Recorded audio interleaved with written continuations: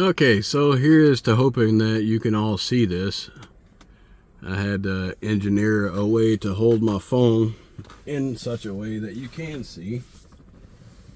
So I'm going to show putting this instrument panel back in.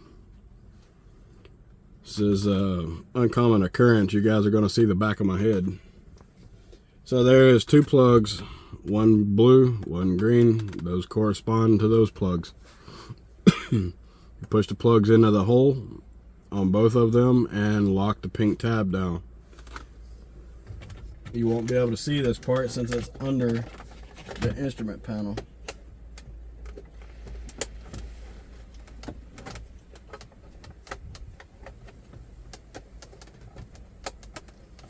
Alright, so the tabs are locked in. Now the top of the instrument panel has tabs that stick up.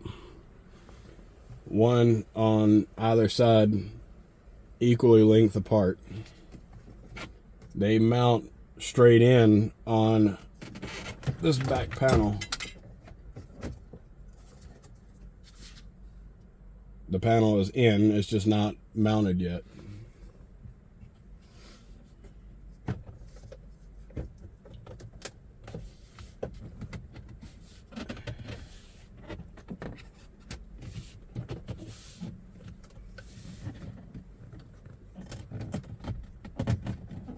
So the sides have tabs on them that are made into this top cover. You may have to pick it in to be able to get it past where it actually holds on. In that case, I'm going to use a T10 since that's the softest thing that I have around. That's that clipped in.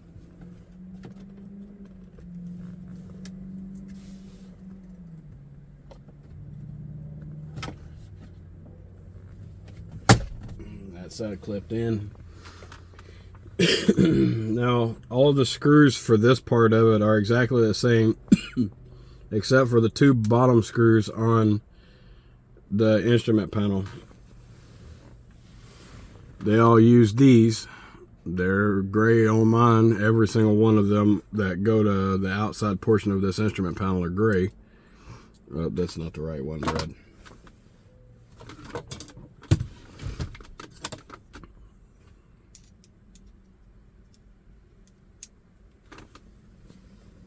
It was a little tricky getting all this out, but going back in so far seems fairly easy. I'm going to slightly start the screws. I'm not going to tighten them all the way down yet until I get them all in their home. That way I can make sure this top cover is properly mounted and doesn't have a gap. This outside screw on this side came out of there, but apparently the clip grew legs and walked away while I was inside, because I could swear that it was in there when I went inside. Alright, now the screws that go in the front are Torx. They're short.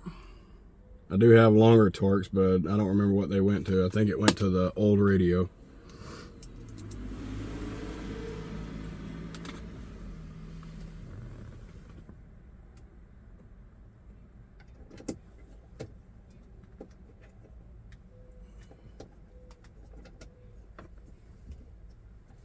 Now the screws that I'm going to tighten first are going to be these bottom ones, because it's not going to allow it to go up and down anyways, so there's no use in leaving them loose.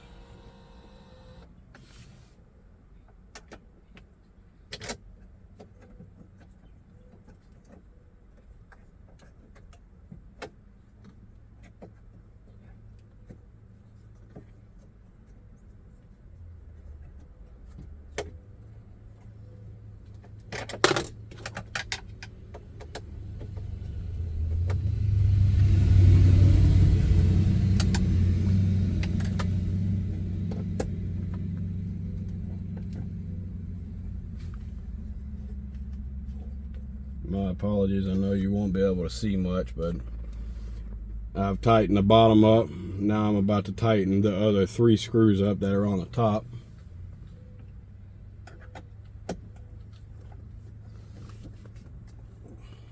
I'll hold this top panel down just to make sure that it is all the way down.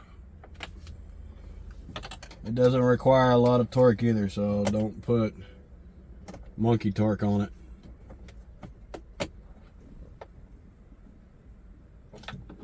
You definitely don't want to be breaking plastic while trying to put a very expensive car back together.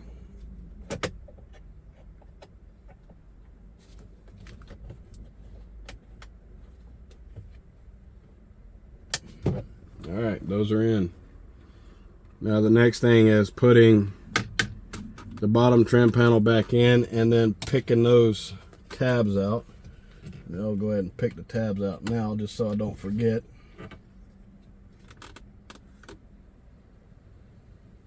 Maybe. Oh, there it is.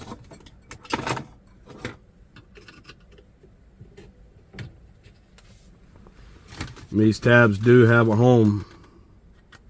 They go onto this section of the panel that goes up into the top.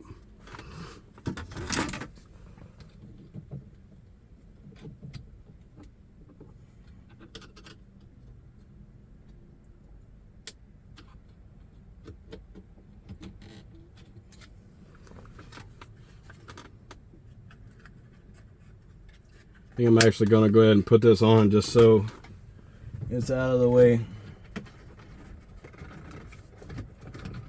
This front panel, or the top panel, does slide into the front of the instrument cluster too.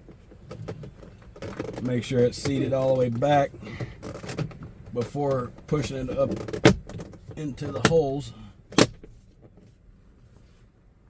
And it's in.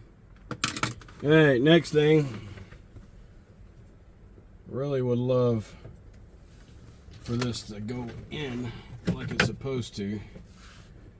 I'm fairly certain that this ring was not supposed to hold the instrument panel on, so I'm going to go ahead and put it back on. Or sorry, the bezel that goes around the dash.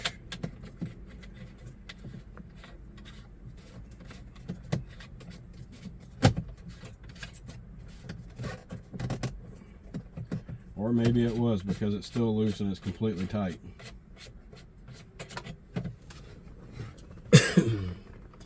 That's going to be fun.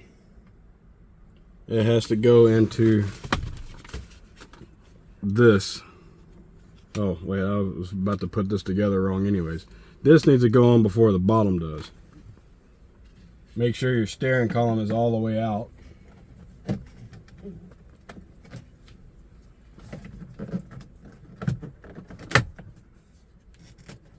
missing a button.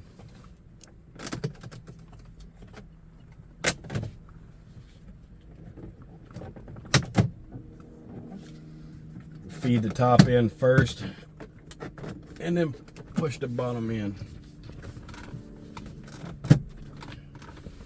The top should clip in. There's a gap on both sides of the instrument panel.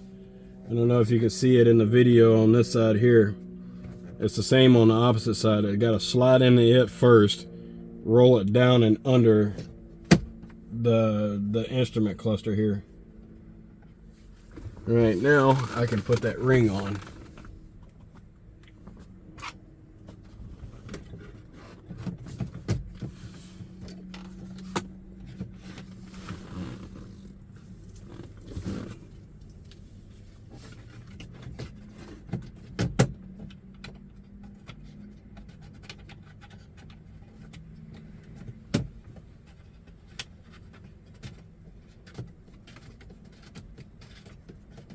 So I used a pick to be able to loosen this out of there.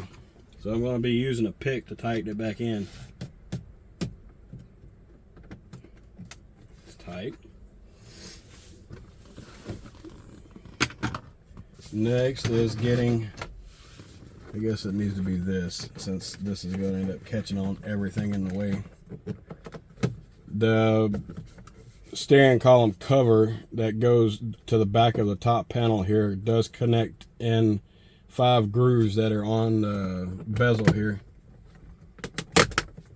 It snaps right in, and then your bottom panel comes up, goes back into its home over there and over here. And again, this uses the same exact screws as that top panel. Again, all of them are gray.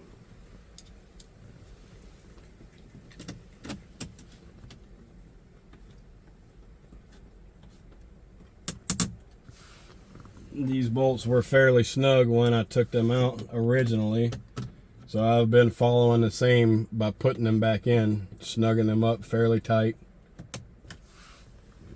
Not super tight to where I'll break it, but tight enough to where it won't vibrate out. Alright, now the steering column's got to come up.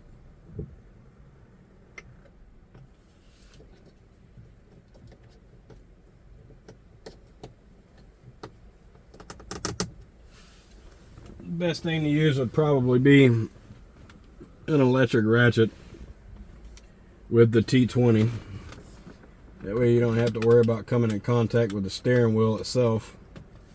These T-handles are a little bit too long, so they do come in contact with the steering wheel.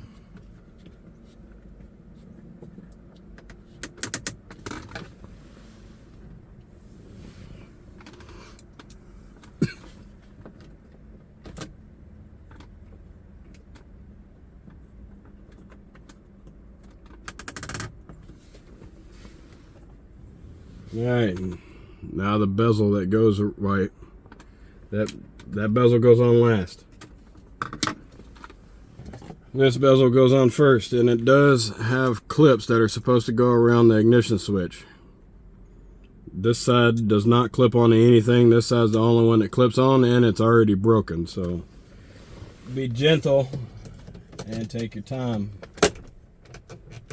Pop the silver in first, and then push with 3 fingers on the top left, the top right at 11 o'clock, 1 o'clock, and 12 o'clock. Push up on the steering, the ignition switch bezel, and push it in at the same time, and it'll go right in. Then this ring here can go on. It just snaps in.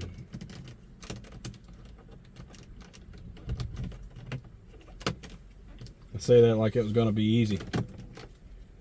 It's not exactly the easiest to go on. Yeah, it looks a little cobby. Alright, now this other plastic panel. There is a specific way that this goes on. I keep forgetting exactly how it goes on when I go to put it back on, but I'll find out with you. Okay, so this panel here goes to the top, or this trim piece here goes to the top side. So you would have it up, turn it around, and go straight on with it.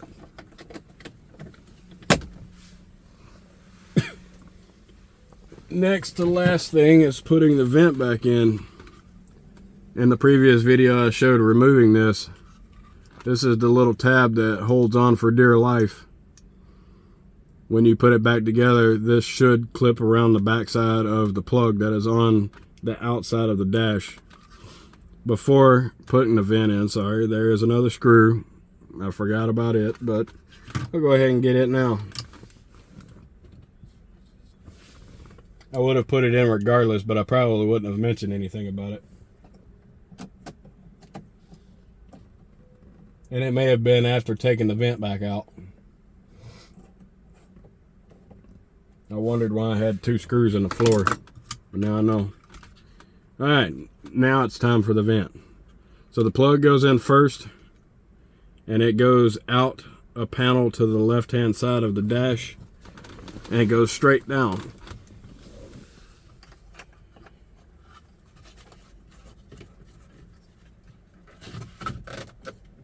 Then the vent just pops right into place. Plug it in, tuck it back to its home. Take this panel here. There's a trim piece on the left side of this dash that's supposed to be on the dash itself. As I'd mentioned before, everything on this vehicle is extremely brittle. So that panel's not there anymore. This would go back behind that panel, which also covers the rubber gasket to the door. It still sits in there perfectly fine without that plastic piece being in there. It's just not aesthetically pleasing. On the back side there are tabs that have homes, and then Phillips head style tab that goes into a hole on the side of the dash here. Put the back side in first, and then pop it all together. I lied. There we go. Just needed a little persuasion. Now then, to see if my hard work is paid off, if I can find the key. What did I do with the key?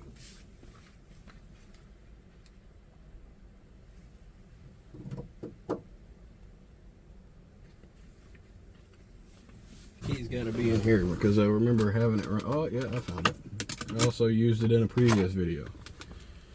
Okay, let's see. Oh, it's nice. You can see everything. Check brake lights. Yes, I know they're there. It's because I have LEDs in. I know they're there. Come on, let's go away.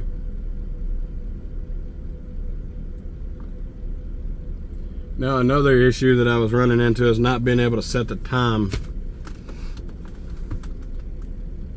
It is currently 5:22 p.m. Supposedly you can press this button here to be able to set the time, but that doesn't work. It has never worked. That doesn't work. That doesn't work. That changes the radio station.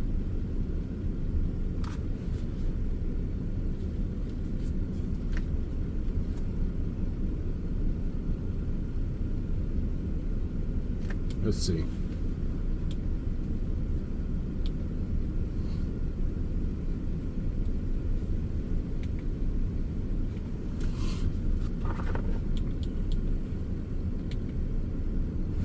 Oh, nice.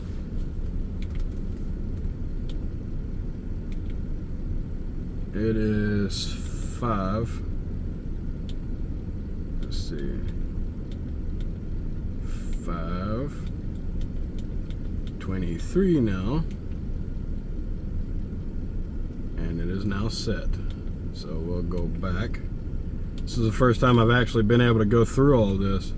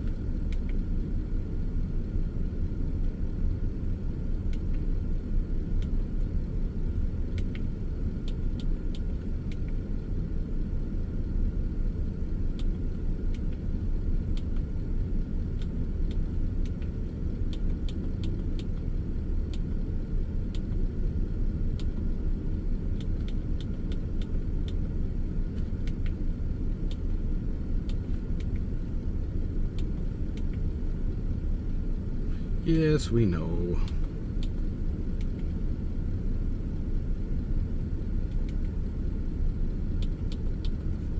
I get to know the miles per gallon now. Oh, nice.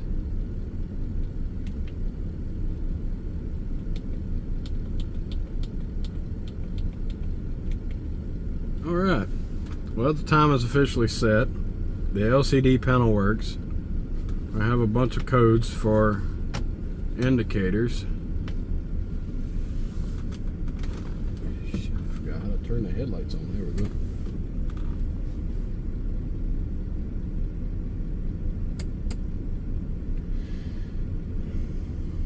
Oh, let me get this last one out of the way too.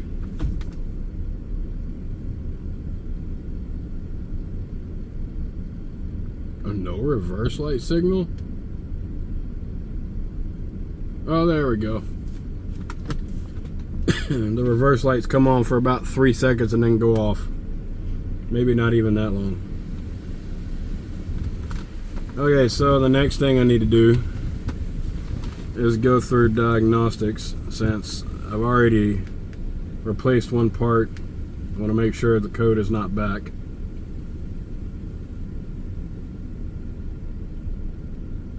No fault yet.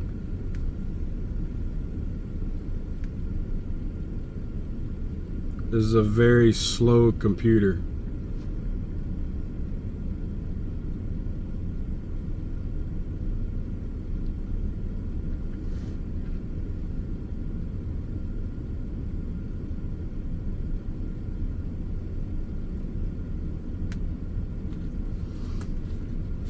The instrument cluster codes are for the radio. The factory radio was junk, so I threw it away. I mean, I still got it, but I essentially threw it away. I threw it inside of the trailer that I barely go into.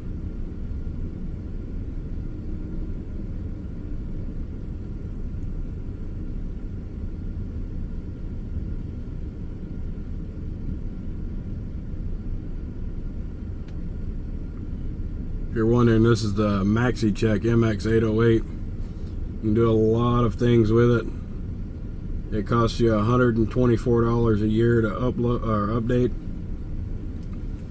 for a subscription. You can find the subscriptions for cheaper, but the people that sell them take about a week to send you out the TCM code or TCP code to activate it, which is frustrating. I have a vehicle that I have to scan, and it requires a subscription that is up to date, and supposedly they were sending it within 24 hours, and that would be 10 o'clock tonight, which is in 4 hours and 33 minutes.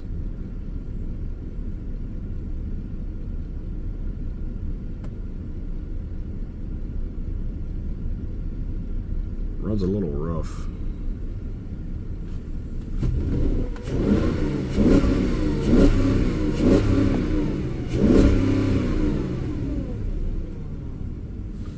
See if I can get a neutral rev to go higher.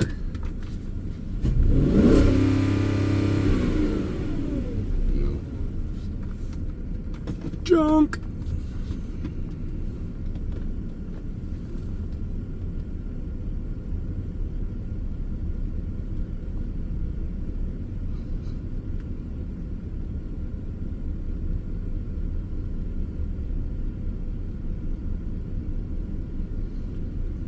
Probably every one of these codes are related to LED lights. I switched every light in the interior of this vehicle to LED, even the one under the dash.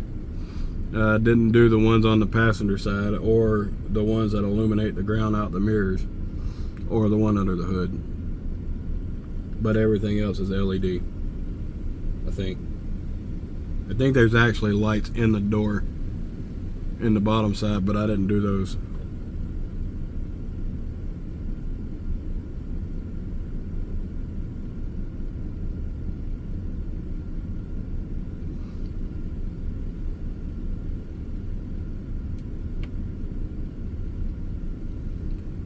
Slow computer. Fall asleep waiting on it. Oh, nice. We jumped from 86 to 94 now. Oh, now we're done. Instrument cluster.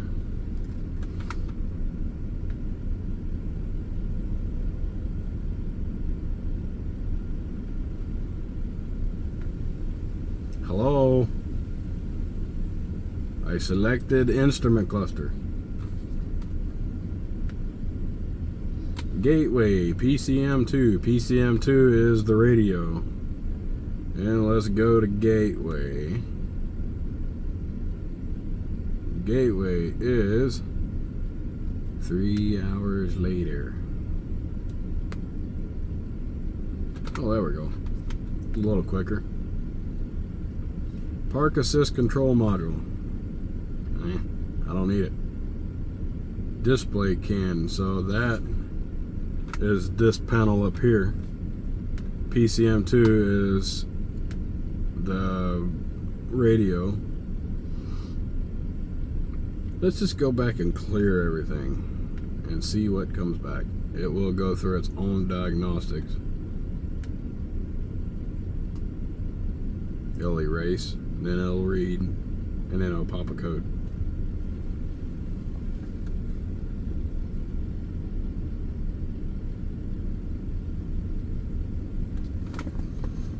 Alright, I'm going to stop the video here. Thanks for watching.